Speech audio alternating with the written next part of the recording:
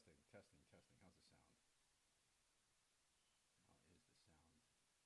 sound? How is the sound? Sound good? Let me check Facebook. Live in there. Looks like we're live. All right.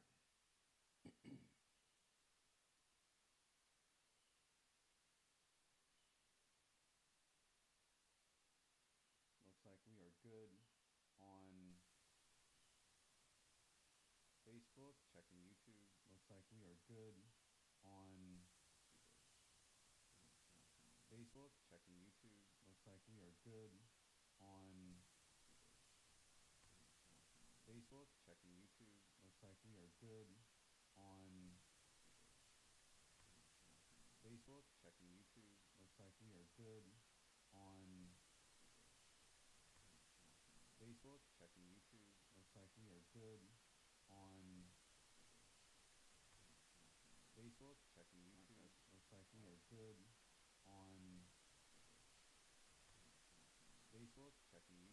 Looks like we are good on. Is it looping? Is the audio looping? Facebook. Checking YouTube. Looks like we are good on. Is it looping? Is the audio?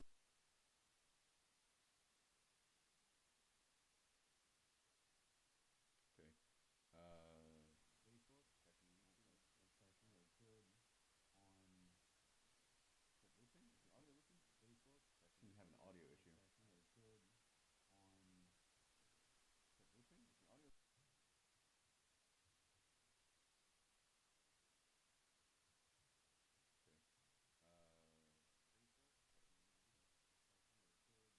are good on. Is it looping? Is the audio looping? Facebook. You have an audio issue. Trying to fix my audio issue right now, and then we can get started.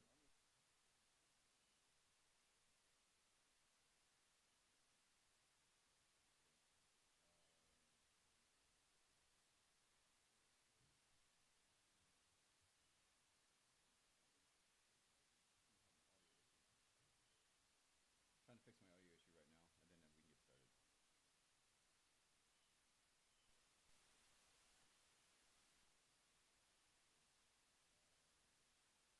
started. Okay, I think that's it.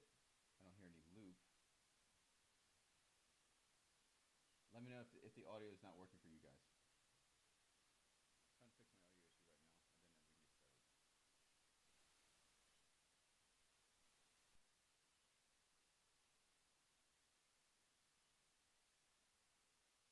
get started. Okay. All right, so if there's a problem with the audio, just let me know. Actually, I'll type that in the chat just to make sure as new people come. If there is please let me know.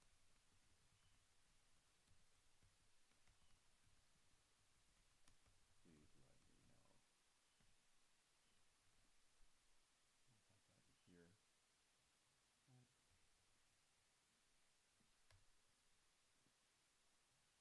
All right, so with that said,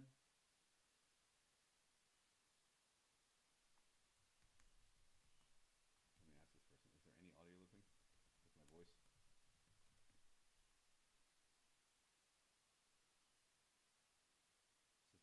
Microphone, somebody says the microphone is really quiet. Let me see if I can adjust that.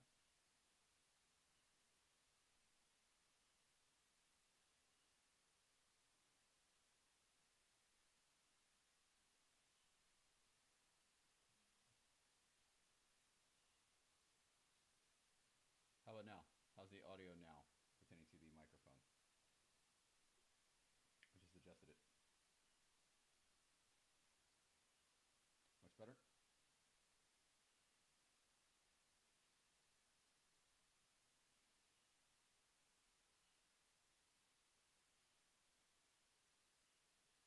Testing, testing, testing, testing. How's the audio now?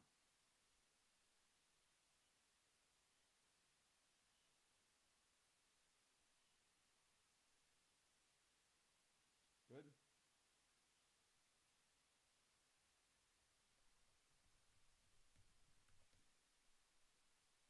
About to get started.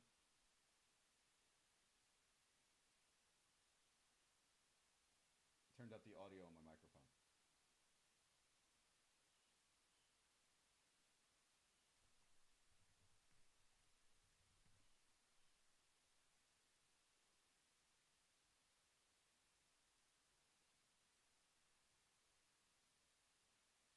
doing something now. Testing, testing, testing. Okay, well, I'm gonna continue. If there's anything wrong with the audio, please let me know because we're already 6 minutes in. You can't hear anything. Okay, somebody's saying you can't hear anything. That's not good. Why can you not hear anything? Okay.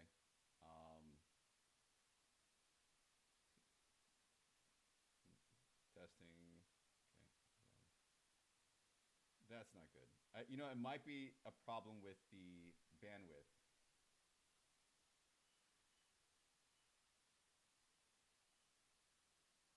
Right. It might be a problem with the bandwidth. Yeah, the microphone's working there. What about this? What if it's here? And I change this.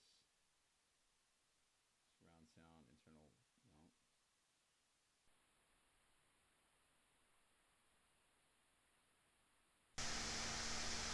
How about now?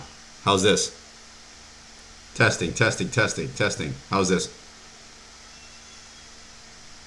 How's this? Testing. Can you hear my voice now? Can you hear my voice now? Sounds good? Sounds good? Sounds good now? Testing, testing, testing. Okay, I'm getting reports back. Somebody says audio is good. Audio is good. Is there any audio looping? Yeah, I figured out the problem. Because I have multiple microphones and it's a multi-angular setup here. All right. Okay, Josh, Christina, can you hear my audio very well? Much better, much better. Okay, cool, cool, cool. All right, okay. All right, so yeah, so I'm getting different people in different channels saying that there's no loop. Okay, good. Audio's fixed. Okay, so as you can see here, I have a template that I created but didn't quite finish. I'm using this template across my businesses in order to streamline energy efficiency with because I'm running multiple businesses at once, so I need to make sure, even though I'm definitely not at Elon Musk's level, but I'm still running the small businesses that I am to an extent that is highly taxing on my mental and emotional resources. So you figure out, in order to make things work, you figure out highly streamlined ways of making things work. So what I've done is, whether it's a marketing presentation, a Norton's Mind presentation, a Wolven Industries presentation, I rely on a streamlined PowerPoint template that I've created. I bought and modified heavily to the point where it might as well be original. But in order to wake up in the morning and be able to work, throughout this section of the day, I can work as a marketing strategist. Throughout this section of the day, I can work on Norton's Mind. And then throughout the final section of the day, I can work in Wolven Industries and take care of all three major companies while remaining sane. Right, so I don't know how Elon Musk does it, but maybe one day I'll get to that level. But that's how I'm doing it so far. Now, with that said, this week's agenda. You can expect these live streams every week. I tried at first to get them done every single day. If you remember, if you were there from the very beginning, at first I tried just completely nonchalant live streams where there was no focus. Half of them was me playing video games, and that was really just a psychological exercise to get me used to going live in general. Then I then tried to go live every single day, but then that ended up being unsustainable because of energy reserves and just the sheer amount of work volume that I have with my other three companies, exactly as described. So I realized that I could compromise with myself and sustainably commit to one strong live stream per week and talking about everything that accumulates throughout the week pertaining to posts, progress made, material that we covered in the blog, et cetera, et cetera. Now, with that said, every single live stream will follow, unless I modified it accordingly, but every single live stream will follow essentially these four sections. What progress I've made this week toward the goals. Because I understand that I have lofty dreams, but that's okay. Lofty dreams are fantastic to have. Literally all of America, the foundation of America, was built on dreamers, daring dreamers with lofty goals, right? Standing against the overwhelmingly harrowing odds of the British Empire in order to do whatever they had to do to develop the dream that became America, right? So There's nothing wrong with having lofty dreams, just so long as you're able to tangibly show progress along the way to making them reality, even if it's a baby step. So then I realized, just for the sake of building a stronger, more trusting, just a golden quality relationship with me and my target audience, as well as holding myself accountable, it helps, almost in like a self-coaching manner, to have a sort of weekly check-in for the sake of accountability, so that I don't allow myself to slack off with any of my lofty goals as necessary to. It's like working out. With that said, every single live stream will have progress, what progress I've made, what obstacles I've run into, and the literature naturally. And I use the word literature because maybe we won't always talk about a Substack blog every week. It could also be the themes in Yield, or the themes in Fighting for Redemption, or the themes in Melody, which is upcoming, or really anything. So just anything that I write that is creative in nature, literature is going to fit into that category. And then at the end, we'll have live AMA, Ask Me Anything pertaining to the discussion at hand. All right. With that said, progress. What are the current goals we're working toward, and what progress has been made throughout the week toward accomplishing them? Basically, I'm working on 3 businesses. That's no secret. And no, these are not just simply side hustles. The vision is long-term family legacy. Wolven Industries is not just like some quick drop shipping scheme. No, it's. I have a. You may not be able to see it now on this call, but on previous calls, I've got a tech table behind me, and that is where me and my son, or sons perhaps in the future, because I have multiple sons, but one is really devoted to helping me build the technology for Wolven Industries at the moment. Right, so what we're doing with that is we are currently developing the enclosures for the electronic boards and the software of the control panel for our new upcoming home security system. At first, I remember speaking to one of you in the comments. I believe it was Jade, if I remember your first name correctly. But yes, that is her first name, sorry. I said that we'd be ready in about a month, and I was wrong. And that's just simply because of everything that went on pertaining to the court case, and I had to make sure that I had the financial assets in line pertaining to marketing clients and books written, that I could handle whatever fees that I would need to pay pertaining to the court case, if I even end up having to pay them, because I still may not have to pay them. It depends on what the Supreme Court says. I just wanted to make sure that was in line first, so I had to detour unexpectedly in order to make sure that I could honor my word to the judge, even if I lost the case, which, again, I still haven't lost the case, but we'll see. In the event that just assuming that I may lose the case, operating from the hypothetical scenario, I want to make sure that I have everything, all of my ducks in a row, so that I can honor my word to the judge and, keep walking, keep moving as if nothing even happened. And I've set us up for that with consideration for that minor detour.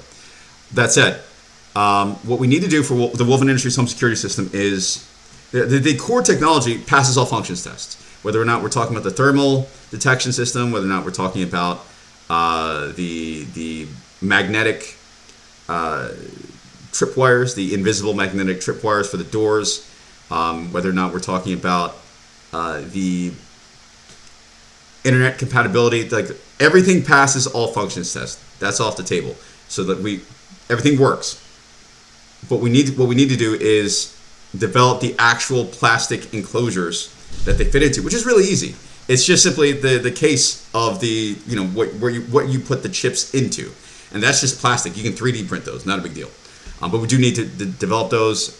I do need to design those in Fusion 360, which is the software platform that we're using to develop them.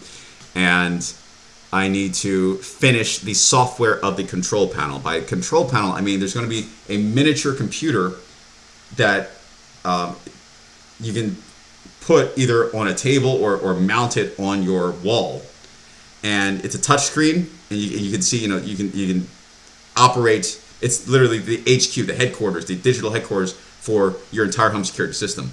Making sure that the software for that is proprietarily ours. It's that we're not ripping it from anything. and just making sure that that passes functions testing before we really start taking customers on January 1st, New Year's. That said, that's what we're doing with Woven Industries. Moving on to Norton's Mind. For Norton's Mind, basically this brand, we're expanding advertising, which I'm sure all of you have seen. And I've been performing a variety of different advertising experiments throughout the years because I rely heavily upon paid advertising to build my audience, because it's with paid advertising, I have the most control of who it is that I target, and the actual people that I attract. I have a lot more control over that rather than just posting. Like my posts are random in the sense that they are a form of mental live streaming. That is true. That is authentically just whenever I have a thought, I just kind of put it out there.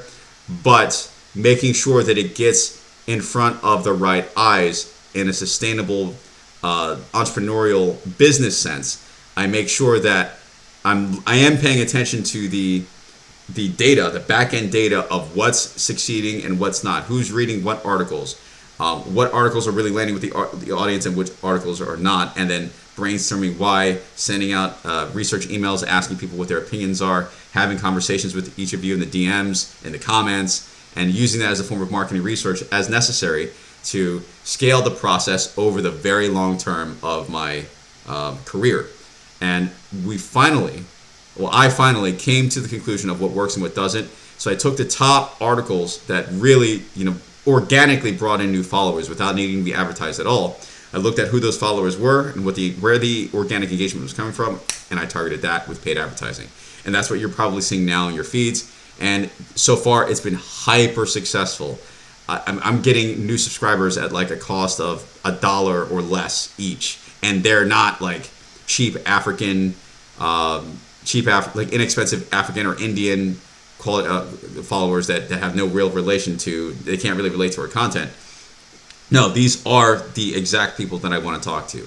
These are the exact people that would actually buy from Woven Industries. And I just made a post about that earlier today about quality checking our audience. So we have a new assistant, and she's going to. We've spent the past month and a half, 2 months training her on how I need help throughout the companies that I'm servicing, because I'm going to get to Omi Firm, which is the third thing on this list. Omi Firm is a marketing firm, but that also begs the question about who it is that we're marketing for. So Omi Firm is a company that breaks down into other companies depending upon whether or not it's a freelance contract or if I own shares in their respective company, which I'll get to. With that said, our assistant is tasked with going into the follower list and reading. We have currently about 27,000 followers on Facebook, X amount on YouTube and Twitter, and literally one by one removing them. Or that's part of her job, just as a daily, just log in for an hour or so, log in and just, is this person from random Egypt? No, get rid of them. Is this person from so and so random place in rural India? Get rid of them, right? And it's nothing personal to them. It's just if their presence there, the way the algorithm, nobody fully knows how the algorithm works. Let's just put that out there. But we do know how it kind of works. And marketing strategists like me, knowing how it kind of works, I know that if a certain percentage of my audience, every single time I make a post, automatically a small pool of people see the visibility of this post. They see this post. And that pool is semi-randomized. Unless you've clicked notification, the bell for notifications, and you get the notification that I have made a new post. For those that haven't, it's semi-randomized based on who is already following me. And if the post does not hit, if they're not engaging with that post with the audience that's already following me, that tricks the system into thinking that what I posted is low quality. Being a machine, there's no way for it to determine quite in the same way that a human would the subjective and philosophical aspects of how we determine quality, how we define quality for a post. So it uses these tickers of engagement as a flawed but the best system that we have running, kind of like IQ tests. Like IQ tests are flawed, but they're the best system we have running for determining or predicting a wide range of things in pertaining to the outcomes of people's lives and their capabilities. With that said, by removing a lot of followers from my list by basically culling my list, my list of followers. It's like a feeling of one step back for two steps forward. Yes, my follower count will ultimately decrease, but what occurs is the enhancement of the quality of the audience. More people, when I make a post, a higher the percentage of who from the pool, that's the initial pool that the algorithm pulls from to show the post, will be the right people, thereby enhancing the visibility and the engagement of the post, making me more successful over the long term pertaining to the organic visibility of my brand.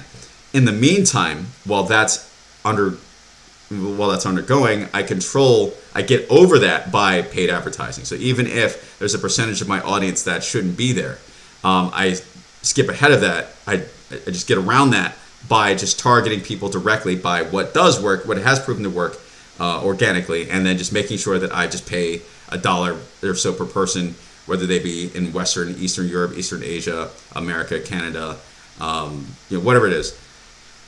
And then that's how that's worked so far. And from the recent experiments, it's super successful. I'm getting a whole lot of people on my back end email platform. Like, I'm getting a lot, even if they don't follow me on social media. We are absolutely getting a lot of followers in the email list, as you can see from the engagement of the advertising, the boosted posts that link to the form on Facebook, and then people fill that out and they get an automated email. So that's what I'm basically doing. I'm expanding the advertising, improving the audience quality, having these regular weekly live streams, writing new books, melodies coming out on Halloween, and weekly content. Now, with all this in mind, there was a point at which I was heavily intense. I was writing a new Substack article like every other day, every other day. Can't do that anymore. Well, I can, but I'm going to choose not to, for the sake of sustainable balance with energy levels and my work bandwidth, to make sure that this system is sustainable over the long term, and I'm able to adequately focus on other things, such as, but not limited to, Woven Industries. Because right now is a particularly stressful time, as my wife is about to give birth. And while everything has gone so far very well, as of this date, the baby is considered fully baked, meaning she could give birth at any time and it won't be considered a premature baby. It will be considered a healthy baby. She has not shown any signs of, even though it's classified as a high-risk pregnancy, she has not shown any signs of the previous pregnancy's complications. So far, she's perfectly healthy. Everything's great. I'm making sure that she's getting sleep. I'm making sure she's getting all of her nutrients. And she's a bit of a workaholic, so I have to be on her. I have to like harp on her to make sure that she's getting her magnesium, making sure she's getting enough sleep, right? Because she feels inadequate sometimes if I tell her to get to sleep, and she feels like she hasn't done enough to help me. And it's like, no, you need to get to sleep. Because if I'm easy, if I don't take the lead on that, if I don't tell her get some sleep, then, like, if I'm weak on that and just say, oh, well, honey, if I'm passive, say, okay, well, you do whatever you want, then she's not going to get sleep, which actually counterintuitively can lead to the heightened risks of preeclampsia, whatever other possible pregnancy complication may manifest, and that can lead to tragedy, right? So she's 100% healthy. She's been in and out of the doctors for the past couple weeks, passing all of her tests. Everything looks great. The baby's already turned. Everything looks fantastic. Granted, that could change at any time, but so far we have done a fantastic job as a team making sure that everything is falling in line. And part of the reason why I'm beginning to build these automated systems is so that a lot of the businesses can run on their own, while I simultaneously divert energy to her and attention to her as a husband, right? And allowing me to run multiple companies while maintaining a replicable quality of content, while simultaneously somehow managing, not somehow, but this is how I do it, somehow not allowing a decrease in the quality of life, and making sure that the scare of the previous pregnancy does not happen ever again, to the greatest extent that I can humanly control as a head of this household. Now, next, scaling OmiFirm. We're launching a new tabletop RPG. Sorry, so and two of my comments with you guys over the past couple of weeks, I said that I haven't announced it yet, but I guess this is considered an announcement. You guys may remember me a couple years ago, maybe 2 years ago, I was actually elected to be the CEO of an Irish company. I didn't create the company. They literally chose me. I went through this two-year long vetting process, and they eventually decided Mike Norton, me, is the. 'Cause I'm not trying to speak in third person, just simply speaking from their perspective. You, sir, Michael Norton, we choose you to be the CEO of this startup, and that's in and of its own story that I won't get into during this live stream. But it ended badly, but through no fault of my own, neither directly, figuratively, or legally. Something else happened with the company that caused it to shut down, and the head chairman left a stellar review on my LinkedIn page. That's a fantastic asset because he's an award-winning financial advisor, so he has lots of connections to just lots of connections in general throughout Ireland, throughout Western Europe, and we're still friends to this day. He's in my WhatsApp account right now, right below my wife actually. Right, so everything worked out pertaining to my end, but it just ended sadly that I couldn't remain the CEO of the company. The company basically went under. With that said, some time goes by, and I'm doing I return to my usual grind, and that is working as a marketing strategist while performing a wide range of experiments with Norton's Mind that are now beginning to see the fruits of as I grow as a brand, and doing whatever I can to recover with Woven Industries, which now is coming to a head. So now all of these things are now starting to hit a peak where we're able to relaunch Norton's Mind, relaunch Woven Industries. Norton's Mind now has a sustainable advertising system and sustainable growth with a quality audience. And paid subscribers, and OmiFirm, even though I lost that position as the CEO of that Irish company, I gained a new one as the CEO of a Swedish company, and that Swedish company is a new tabletop RPG company coming it's being released within the coming weeks, ideally by Halloween. And you can think in terms of Baldur's Gate, Dungeons and Dragons, that sort of thing. And that's also a very strong relationship I've been building with the original founder of the company for the past 5 or so years now. And it was determined that I should be the CEO. I should be the CEO of the company, taking the lead in marketing and being basically the initial manager of the company and the brand ambassador, the initial brand ambassador, while taking responsibility for the overall well-being of the company the same way I would have the Irish company, but just this one is way more sustainable. We don't have the company's far better established, and it's really an honor that that once again I was chosen for a CEO position. And by the way, for people who don't know, you can get hired and fired as the CEO of a company, either a fractional or devoted CEO. Just like you can any other job, right? It depends on your resume. It depends on. Most people don't think, how about I apply to a CEO position? And you can. And it's long, it's grueling. It requires a lot of political tit for tat in a lot of scenarios. You need to know people, right? But you absolutely can get hired and fired from a CEO position. With that said, yeah. So we're aiming for a surprise launch, semi-surprise launch on Halloween. So both Melody and this company, Darklook Studios, we're slated to release on Halloween. Though I'm not quite 100% on the Halloween launch for the tabletop RPG company, but it's within the next couple weeks for sure. We're almost finished with the website. I'm looking at great, fantastic custom art from the artists that we have hired. Everything's looking good. It's just a matter of when, not if. And by when, I'm talking about a time frame of weeks. So I will essentially be the head of 4 different companies that I have to manage from my home. And that's why I've been working so hard to ensure that I have done everything I can to manage everything at peak performance, both mentally and physically, while simultaneously being that family man for my family, for my wife and children. It is in fact possible. And no, I'm not ChatGPTing my art, my posts or anything like that. No, it is absolutely possible. There are such things as hyper-productive people in society. With that said, okay, the progress updates. So Norton's mind-specific progress updates. Pen pals must now be paid subscribers, and that's not personal to anyone. I know that nobody had to be a paid subscriber before. It's just simply the matter of fact that I understand how so many of you are still waiting on handwritten letters, and it's not your fault. It's 100% my fault that I failed in being consistent with handwriting these letters, which I actually have right here. Like this is where I heat up the red wax and I pour it onto the letter. So it's authentic. It's really you're really getting these red wax sealed handwritten letters. Problem is, it takes a long time to write these. It takes a lot of energy, and I meant a dichotomy of sorts in that I don't want to simply restrict it to only paid advertising, only paid subscribers. What I think I'll do is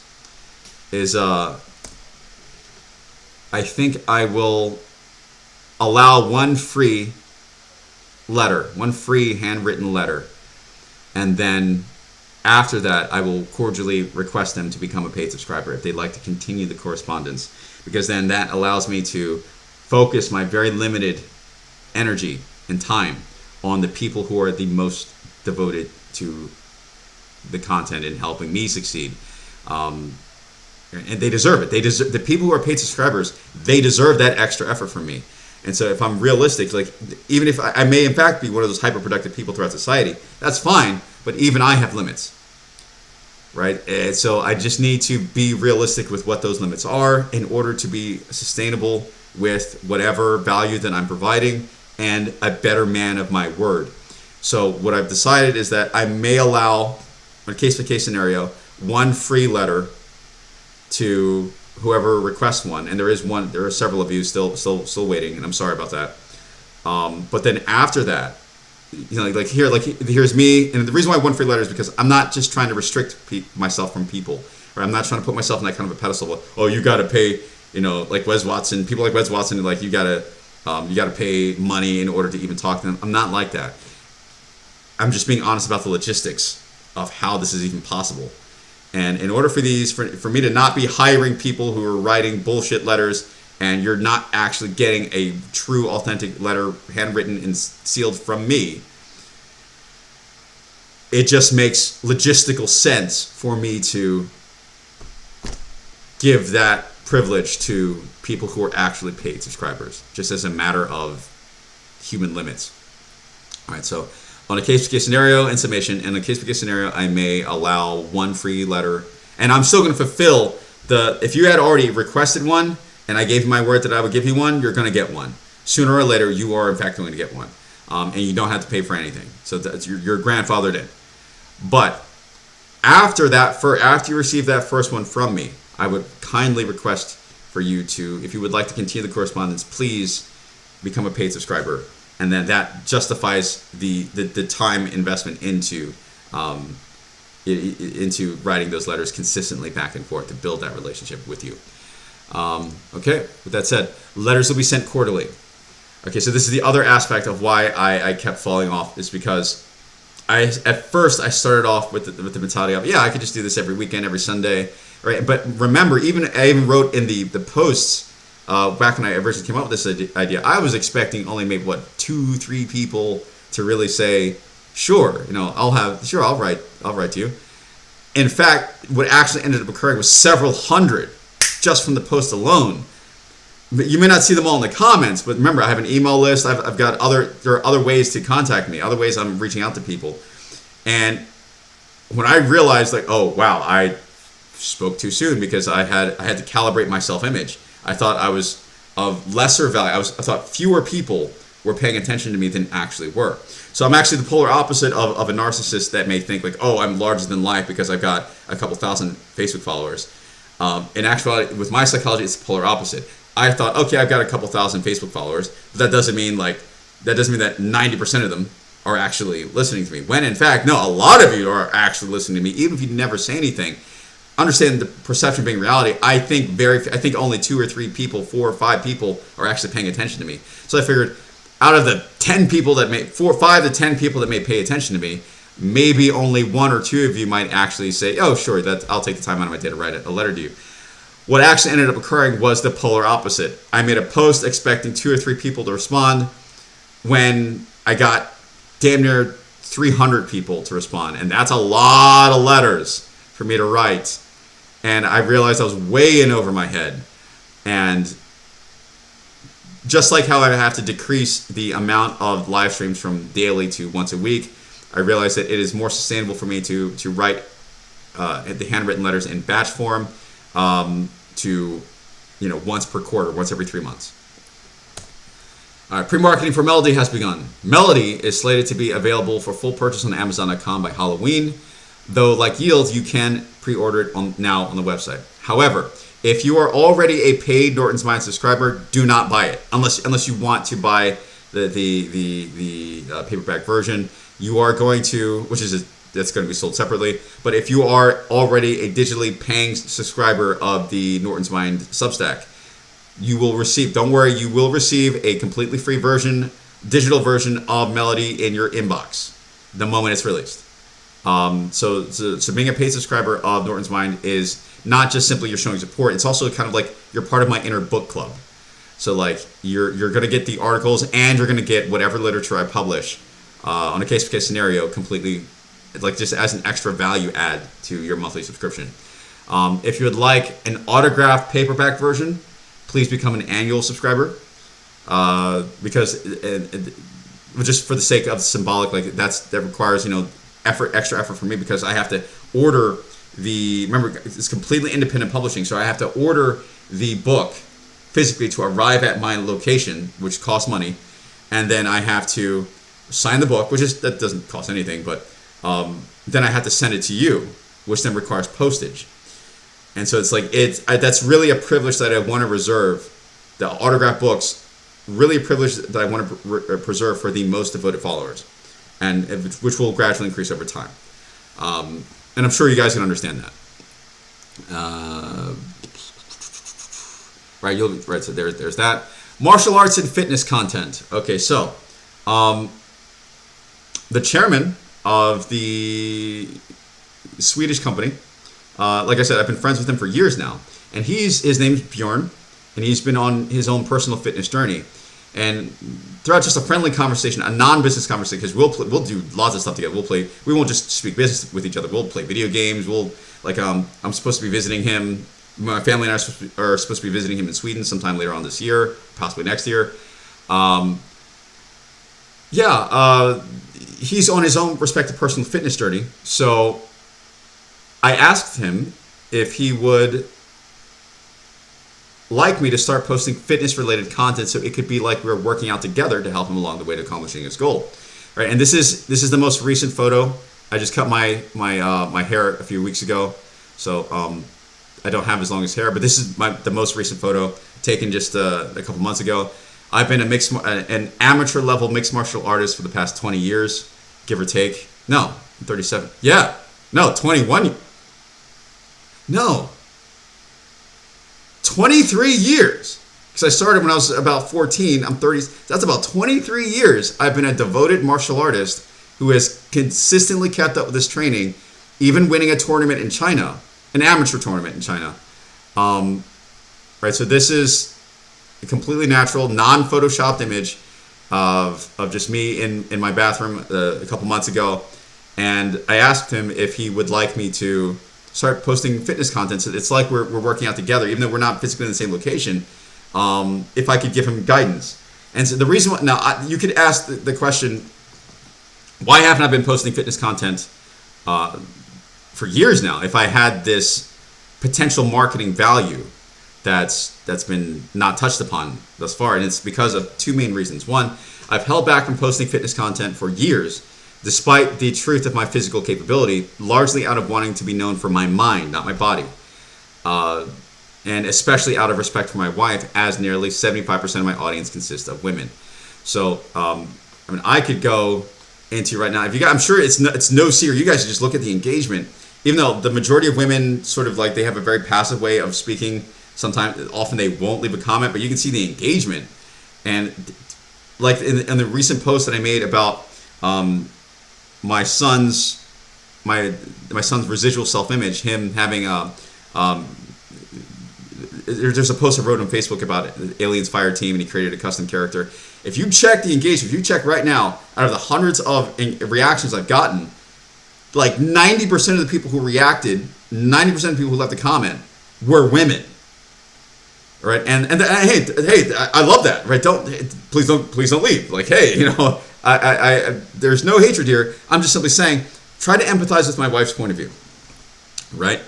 What would you rather have if you were a woman? Would you rather have and that's not just a one-off post. That's been my entire. We looked at the back end statistics. That's been my entire career, basically online. Career, everyone put that in air quotes. And I've mentioned this on a previous live stream where I was trying to market to men, right? And I wanted to build an audience of soldiers, of veterans like myself, and I have succeeded to a limited extent. But really, 75% of my audience, and sometimes because it fluctuates, sometimes it goes all the way up to 80%, are women, Western, American, Canadian, Western European, or Eastern European women. And that's the majority of my audience, right? And so even if there isn't a conscious sexual attraction, it's a matter of principle. It's rational to deduce that some percentage of that audience has some kind of attraction to me on a physical basis. And even if they don't, it could develop into that. So that's part of why I have held back greatly in showing fitness content. I could show a video of me, like, and this isn't even my best photo, to be honest, because that's just a simple selfie, and I rarely take selfies, right? So if I was to really show like different angles and really develop like photo content, like it looks, I'm very proud of what I've been able to do with my body, and the reason why I look so young, despite being nearly 40, like I still get carded, to be honest. I have full head of hair, and if I shaved my beard, I would look much younger than I actually am. So I've taken extremely good care of myself throughout the years. And I know that it's almost like being an e-girl, but in reverse, but for dudes. And I understand that the psychosexual dynamics are not exactly the same, but it's just a matter of principle. I didn't want to go in the direction of fitness and martial arts content and soldierly training content without having a clear, predetermined male audience. And now my friend Bjorn has given me that. So now I'll prepare for that kind of content, most likely going to be published on Instagram, possibly Twitter, and going in that direction on different social media channels, but not before. So first I wanted to establish a reputation for my intelligence in the content of my character, and I held back from posting the other aspect of my potential, right? The secret, the semi-secret to what I could actually do, until I had a genuinely noble reason. And even if it took years because it's been like 10, 15 years, and I've been like this, I wanted to wait until I had a genuine friend, a male friend that I could legitimately help. And I could be posting content from the right place in my heart as a husband, because I know now there will in fact be women who will find me online. They'll be like, oh my god, whatever. But now I know for certain that I'm posting from the right place, and while I may develop a largely female following, that's secondary, not primary. The primary audience will be dudes, and I'm focused on the bros, with respect for my wife. Okay, obstacles. Well, really, I can kind of skip over this because I just described what the obstacles have been. But just to glance over this really quickly, I spent the past 2 months establishing a semi-automated system for onboarding new subscribers with paid advertising. Those new subscribers get funneled into an automated email campaign that is designed to give multiple touchpoint opportunities to convert people into paid subscribers over time. The ads are based on the top performing articles so far. All I have to do is grow at scale now is jack up the ads and get interviews at different places, and that's it. At different different podcasts, whatever. earning more paid subscribers. The automated system still directly connects to my actual email address. So if anyone directly responds to my emails, they will legitimately go to my. So the emails, most of the emails are automated, especially as they're being onboarded from the advertising. But if you do directly respond to any of those emails, you will actually go to my direct account. Right? I set all this up along with hiring a new assistant. We've been training so that I can ensure that my wife has time off from helping me manage everything while she recovers from giving birth. Right? Literature. Now, let's get back into this. And so the progress that they ended up being a lot longer than I meant for it to. But anyway, so 3 things I want to point out. So if you want to bring out, this is, so, again, this is an unfinished template, but I figured consistency is better than perfection. So there's some embarrassing things there, but I'm not worried about it. It's just, as long as I show up for my audience, even if I show up imperfectly, then I think that's what matters most. But that said, if you want to bring out the worst in a man, give him a porn star. If you want to bring out the best in him, give him a muse. These are 2 different classifications, right? And going into my own personal story, I had a very devil-may-care attitude. I call it Doc Holliday syndrome. I don't necessarily call it that. It's known throughout the world of clinical psychology what Doc Holliday syndrome is. And Doc Holliday syndrome is based on the character Doc Holliday from the Legend of Wyatt Earp. And you might see the character Doc Holliday. It's based on a true story, played by Val Kilmer in the movie Tombstone. Excellent movie. It's a classic Western movie. And Doc Holliday isn't particularly skilled at gunmanship, but he gives off the illusion that he is, because he has such a devil-may-care attitude. He's so detached from his own life that he's just so bold that fortune favors him, as per I believe it's the quote by Virgil, the Roman philosopher. Virgil, I think it's Virgil. That fortune favors the bold. I might, if I got the source of that incorrect, please don't crucify me. But I think it's Virgil.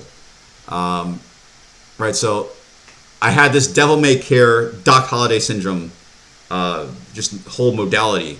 And at the time in China, I built a life for myself in the mountains, and I only came down from the mountains to fulfill my visa obligations to teach at this small private school in Xi'an, China. And then that's when I met my wife, who was a teacher. She had just been recruited at the same school, and there's a whole article depicting the details of that. But I was presented, skipping over a whole lot of details. Again, if you want to know the details, read the article about this on Substack. I had to make a decision. And it wasn't just simply a decision to rescue her from being sex trafficked, targeted on the basis of her being white. I had to make a decision about what happens after. Not just simply to rescue her, but also, and when I say rescue her, she had not been sex trafficked, but she was about to be. She was literally about to be. And that's a long, interesting story in and of itself, how I got her. I spoke directly to the local chapter boss, and I had my own leverage with that, pertaining to the respect that I earned and how I was able to get her out of that situation before irreparable damage had occurred, before she had crossed a certain line, through no fault of her own, just from being kidnapped. And I realized that once I had gone the distance with saving her from that situation, what happens after? Right, and that's why the next point in there that I hadn't finished typing was, happily ever after is not the end of the story, but the beginning. All of this, whenever the princess rides off with the prince, when the beauty rides off with the beast, and when they close down the castle doors and all the singing and dancing ends and the credits roll for the Disney movie, that's not actually the true story. That's not the full story. That's the origin story of what happens after. And that's the story that they tell their kids. Now, what about the sustainability of a relationship? And so I had to develop my own philosophical answers, which forced me to face myself, the darkest weakest, most insecure parts of myself, with full knowledge of how I'm going to be laughed at in certain areas, in certain contexts. I'm going to be misjudged. Life's not always going to be fair to me. Seldom is it going to be fair. But do I have the rectitude? Do I have the backbone to just not rescue her, not simply rescue her, but to stand by her? To really be in her corner. When not just simply when times are high, but when times are tough. And so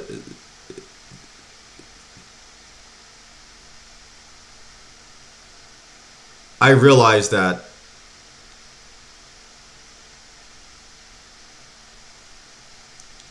if you read the article on the importance of having a muse for growing boys, assuming they're heterosexual,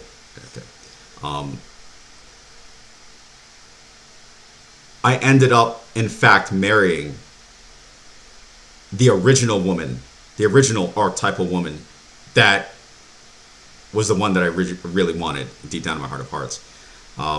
And to give an example of what I mean by muse, now, ideally, you want to use a picture of your actual wife. But when we talk about what is a muse, right? And it's actually, you can argue, depending on what school of thought you're coming from, it's like whenever a teenager puts a picture of a woman on, like a hot girl, a celebrity, whatever, on their wall, what are you essentially doing? You're looking up to this picture, and you're essentially creating an altar without actually calling it that, without consciously classifying it as an altar, but that's essentially what you're doing. And even if you're not consciously worshiping this altar, you are, at least, because your environment is a direct reflection of your mind, you are at least saying in a subconscious way that this is what drives you. If you're heterosexual, again, assuming that you're heterosexual and you are motivated by a healthy sexual drive, you've got a healthy levels of testosterone, you're saying that these are the eggs that I want. You may not consciously say that, but that's what a teen boy is saying. These are the types of women that give me an erection. And what is that scientifically? These are the women that I would like to breed with. And that's just, I hate to say it in such a crude way, but that's what it is.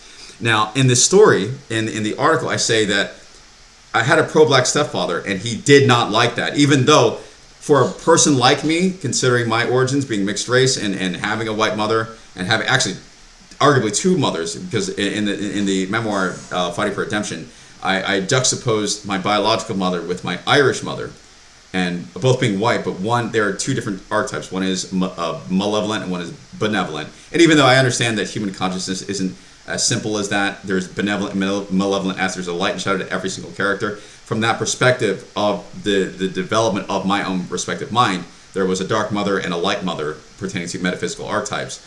And both were white, essentially. So when it comes to mixed race kids, particularly those with white mothers, it makes sense. It's actually psychosexually consistent that they would be more attracted to women that, when they grow up and they come of age and they're sexually mature, that look like them, that resemble that mother. However, if you're a lesser educated, especially black supremacist, pro-black thinker who doesn't understand the nuance, you never read anything from Freud, you never read anything from Jung, may not even be able to comprehend Jung or Freud, you think that there's something wrong with the picture, right? And so this is the picture that I talked about in the article. I said that that I was able to negotiate with him after he punished me for choosing Britney Spears as my muse. I was able to negotiate with him a woman that I wasn't really attracted to. I found relatively attractive. I could acknowledge her as attractive, but I wasn't really that attracted to her, ideally. And her name was Ali Laundry. And this is the picture. This is the actual picture that I was referring to. Now, and this picture, this is me when I was a teenager, just waking up in the morning. And this is, I didn't use this picture because I couldn't find it at first when I wrote that initial article, The Importance of Having a Muse. When I did find this picture, I used it in the other article pertaining to describing my past as a martial artist. So I used it in the context of the medal. I asked the audience to focus on the medal, the martial arts medal in the background that I won from when it's a gold medal that I got for my first martial arts tournament in New Jersey. Before I left America and joined the military. And left America. I became the '1 state champion in full contact sparring in New Jersey for that respective school district. From that school district, from that respective martial arts school, and there it is, right? But the other picture here is Ali Laundrie, and in the article I said that I chose a picture. I was able to negotiate with my stepfather, who was pro-black and very black supremacist, because he didn't know any better. He thought that she was like Middle Eastern or something because in this picture, if you look closely, she looks dark-skinned. She looked super tanned, even though she's Albanian. We found out later that she's Albanian. Because her first name is Ali, and she was super tanned here to the point where she didn't look white. She looked Middle Eastern or Indian or something. I was able to negotiate with my stepfather to let it go, right? And I wasn't allowed to choose the woman that I was actually attracted to. But I was allowed to get that at least. And it's sad. It's so pathetic, but it's just that's just the harsh reality.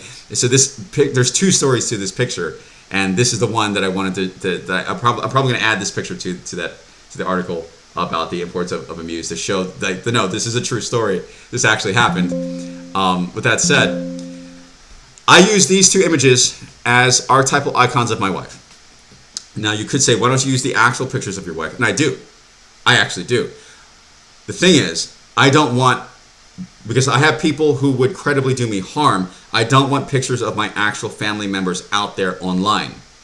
So I might use this as a background picture that, when I log in and I go live randomly, like I don't have to, the fewer things I have to think about, the less, the less stress that I have, and more I'm able to focus and be a high productive citizen.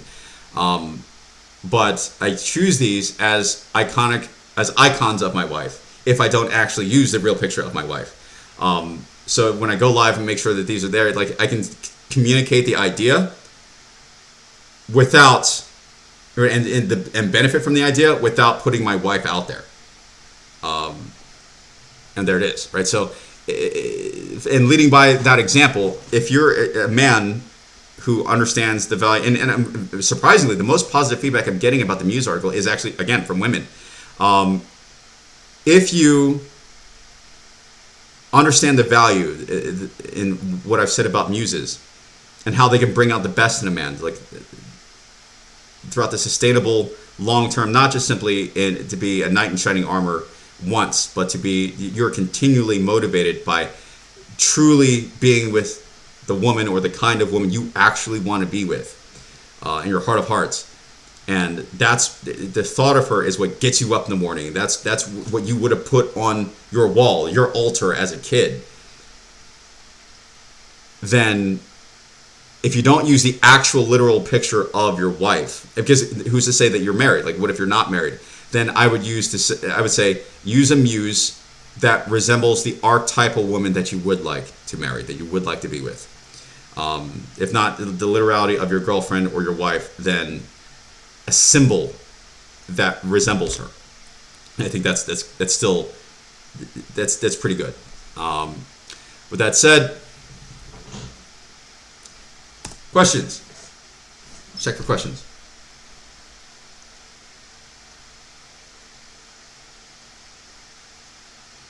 Josh says, I just started hitting a heavy bag for the first time in my life, so I'd be very interested in your fitness content. Cool, yeah. I'll see what I can do.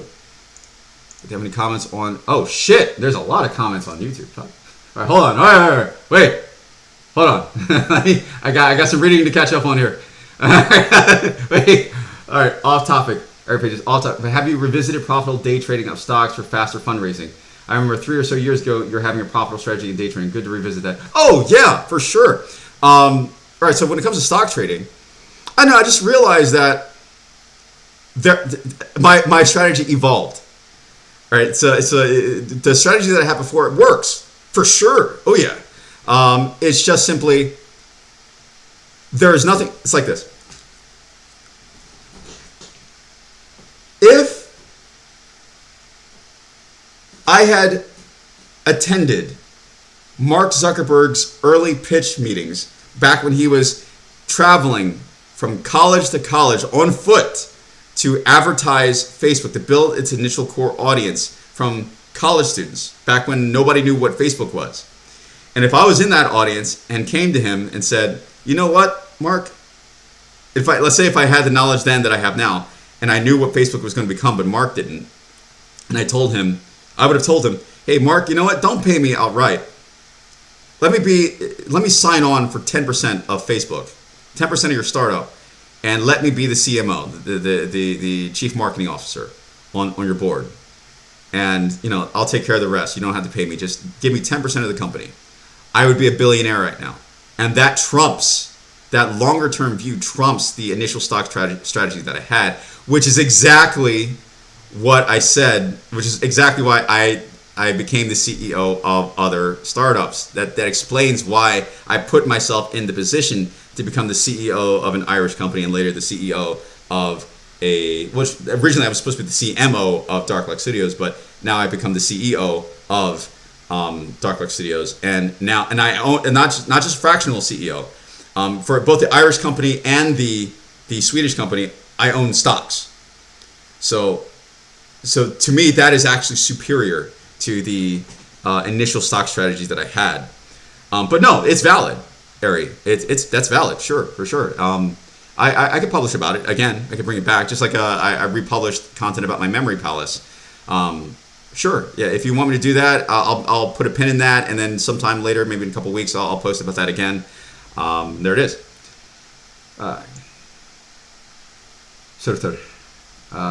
Keep up all the great work. Wish you all the best. Thank you. All right. For instance, I'm developing my day trading with the help of a few verified millionaire stocks. Day trade, right? Those three guys easily pull north of 300K, usually 600K. Yeah, valid, all valid, right? So there's no argument against that. All valid. I might post about that. I'm likely to post about it, not on the Norton's Mind blog, but probably the Omi Firm blog, which I will circle back around. So what I have to do is I have to get Norton's Mind to a certain point, which now it is. Norton's Mind just got to the semi-automated point where it is now, and I have my ideal ads, and I can just let those go and just let those just set and forget, and then just make sure that I'm publishing at least one article per week and having these live streams per week, and just continually grow the audience on that front in that way. Then I have to rope around and start as of this week and put more of my attention on Woven Industries to make sure that I meet that January 1st deadline with taking our first customers. And then once Woven Industries and Norton's Mind, by January 1st, once that's squared away, I will in fact rope back around to Omi Firm. And yeah, that would make sense probably next year. By next year, I don't mean like a 365 days. I mean like post New Year. It would make perfect sense why I would start posting about that kind of stuff on that respective blog. So that's not going to be on the Norton's Mind blog. It will be on the Omi Firm blog. So no, but Eric, that's all valid. All valid. Zilak says, this is excellent news, bro. Thank you for sharing it. Thank you. Nancy says, ask her to hold on until October 30th so I have a birthday twin. Right? Yeah. Whoa, your birthday is October 30th? You're a Halloween baby? What? I didn't know that. All right, so Zilak says, I don't think it's your fault at all. You've assured me you sent it twice, but I haven't gotten one. I'm firmly blaming the host. Yeah, that too. By the way, John, some people, I sent them, and the seal was broken. Somebody opened it, which is a federal crime. Somebody opened it, and that was hot wax, right? That sticks, like I checked, like that's, like, matter of fact, I might have a live stream one day of me writing some letters and actually showing you the process. I don't see why, because it's at the same table. It's literally right here on the other side of, like I pulled it, it's right here. So like, there's nothing to it. And I'll show you, I'll test it. What's the ink, what's not the ink, the red wax dries. I'll test it, I'll pull it, and you'll see how durable this is. And some people have received it popped open. And that there's no way I can control that. So I don't know who did that. I don't. Was that some form of espionage, which is very real considering it's a very real possibility. Unlikely, but it's possible considering my background, top secret security clearance by the FBI, people keeping tabs on me. wanting to know what I'm sending to and from the company, from the country. It's possible, but more likely, I think somebody got curious and just because you don't see, like, if you're a regular mail worker, you don't see mail like that every day, like the ancient styles red seal. And I think somebody popped it open and read it, and then sent it. And it's just, I don't know. It's like, it's a federal crime though. So it's not that. So I blame myself probably a little too much. You're right. But no, there is something funky going on with the postage system. In my location. All right. So, and that right there is why I follow this brand and trust you. You won't hire out correspondence. I firmly believe in this family brand because you're honest and honorable. Thank you. You've come a long way. You seem much more comfortable. I am much more comfortable going live. It's taken a long time to build the psychological endurance because I'm a very introverted person. It may not seem like it when I'm talking about something that I'm passionate about, but by introverted, I don't know, because a lot of people have the wrong. They're uneducated in the terms extroverted and introvert. Oh, and my wife just sent me a WhatsApp letter. Side note: a PS on the handwritten letters. Some were sent back too. So, like I have one here. Was this one sent back? Oh, that's not the right one. I have another one that was sent back. I can't find it at the moment, but one handwritten letter was actually returned, and I don't know why. So that's going to be ongoing. I'll devote more attention to solving that, but don't worry. One way or the other, you're eventually going to get yours. And by yours, I don't mean just you. I mean whoever's listening to this, to whom this would pertain. All right. Now with that said, what was I saying? I lost my track of thought. I lost my track of thought. All right, well, I'll read the next comment and see if I can come back around to it.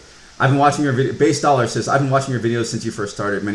Sorry, I just remembered. I'll come back to Base Dollar. Introversion. Being introverted does not mean being socially inept. I am definitely not socially inept. I'm highly skillful socially when I need to be. It's the only way I've been able to build the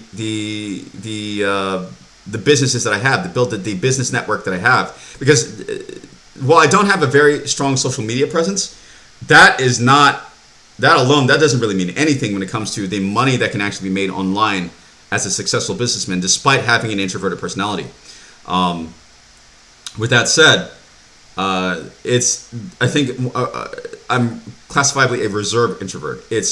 I have energy reserves that I can tap into, and I power up for the sake of whenever I need to go live or have a Zoom call. And it's like a muscle that I've had to build. So about 8 years ago, I would have one call. No lie. I would have one Zoom call and I'd be mentally drained for like 2 days.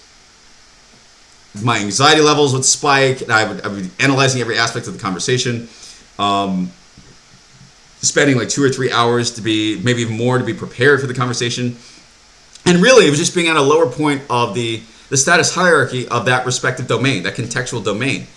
But once I truly grew into my own and became a genuine, acknowledged, award-winning expert in my field, at least that field in particular, it became easier and easier. But even still, it still burns a lot of energy. Even now, I'm going to have to, even with this live stream, I'm going to have a cool down period. Like a mental cool down period for speaking for an hour straight. But no, while I am an introvert, I'm an introverted person. I am definitely not socially inept. I can. It's a switch I can turn on and off. But when I turn it on, I need to. I'm draining energy, kind of like Goku going Kaioken or something like that. It's like, it drains energy. And as I've built my energy reserves over the years, the same way a person would build a muscle. All right, so. Okay, Base Dollar says, I've been watching your videos since you first started many years ago. I remember your first videos, just some fighting clips and stuff. You disappeared for a few years ago. Why? Oh, why did I disappear? Oh, because I was developing myself.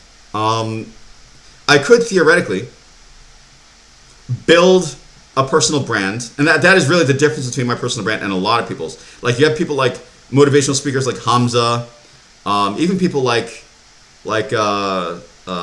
David Goggins. Right, and I don't have negative things to say, but there's a controversy going on between him and his family. I'm not touching. That's none of my business. I'm not touching on that. I'm just simply saying, like, there are people who are actually qualified for the personal brands that they build and people who are not. And I knew that I wanted to be a certain kind of man. And in order to authentically portray that kind of man, it couldn't be faked. I needed to take time to really work in the background, to put that real work in order to be worthy of my own persona. And it just simply can't be faked. Like, for example, when I disappeared for 4 years, roughly 4 years, while I was in China, it's because I was largely in the Chinese wilderness, right? It wouldn't make sense. This story would be fake if I was online constantly, because if you're really in the wilderness roughing it like that, how could you have, steady pictures and all that, and like high quality audio and video, right? So it makes sense why I would disappear in that context. Now, granted, what you're referring to is I was already out of China at the time, and I disappeared off of YouTube for a while and just sort of gravitated around Facebook.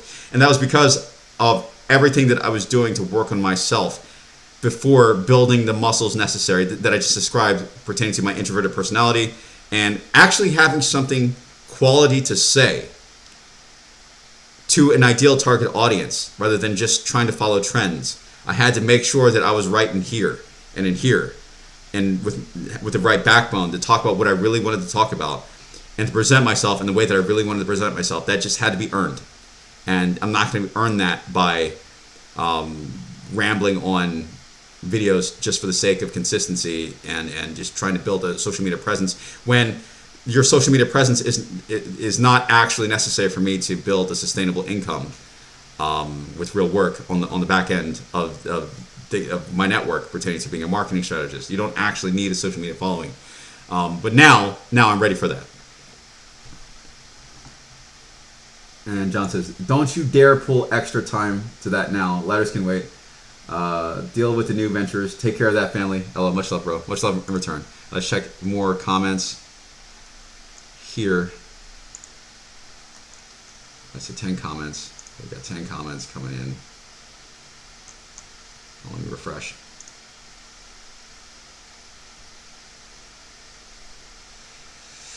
Let's check LinkedIn. So I'm live streaming LinkedIn as well. Let's see if anyone sees it. And that's ultimately going to be about the end of the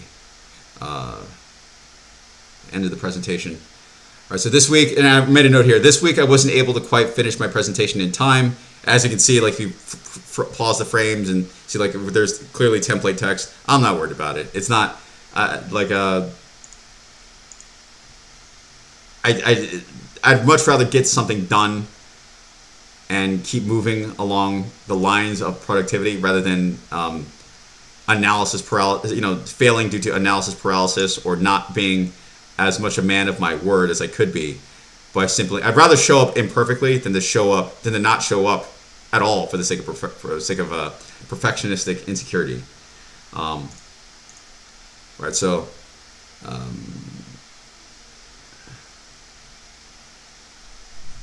right. Okay. Going once, going twice, going thrice. Let's see here. All right, no further questions. Okay, then I'll. This is 15 minutes longer than I intended it to be, but thank you for coming. And I'm noticing how more people are coming than before, so it is working. It seems like every single live stream, there's one more person watching that hadn't been watching before. It's no longer just one or two people. It's like I'm seeing 10, 15 people. Last time there was 30 people total across the channels. It's like it's little by little, and then things could turn over. Again, I don't need a social media presence, but I'm noticing it little by little. And now that I'm finally going to be doing these consistently, it is what it is. All right, I'll talk to you guys later. Thanks for coming, and I'll see you next week.